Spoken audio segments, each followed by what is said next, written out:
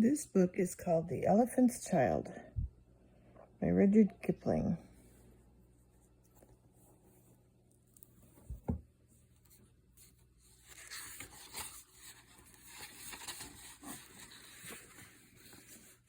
Okay, there we go.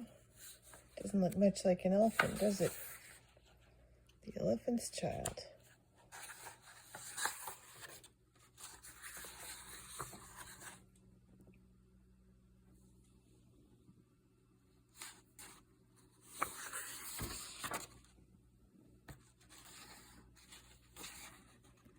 In the high and far-off times, the elephant, O best beloved, had no trunk.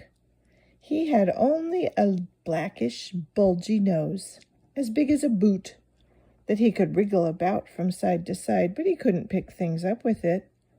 But there was one elephant, a new elephant, an elephant's child, who was full of insatiable curiosity, and that means he asked ever so many questions. And he lived in Africa and filled Africa with his insatiable curiosities.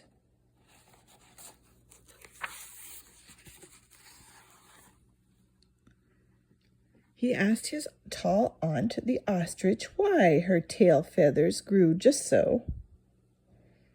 And his tall aunt ostrich spanked him with her hard claw. Ooh. He asked his tall uncle, the giraffe, what made his skin spotty, and his tall uncle, the giraffe, spanked him with his hard hoof. And still he was full of insatiable curiosity. He asked his broad aunt, the hippopotamus, why her eyes were red, and his broad aunt, the hippopotamus, spanked him with her broad hoof. And he asked his hairy uncle, the baboon, why melons tasted just so, and his hairy uncle, the baboon, spanked him with his hairy paw.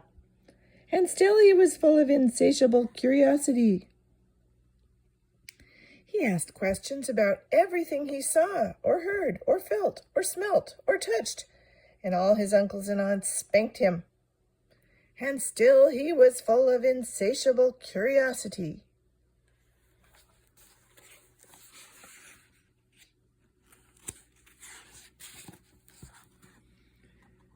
One fine morning, in the middle of the precession of the equinoxes, the insatiable elephant's child asked a new fine question that he had never asked before.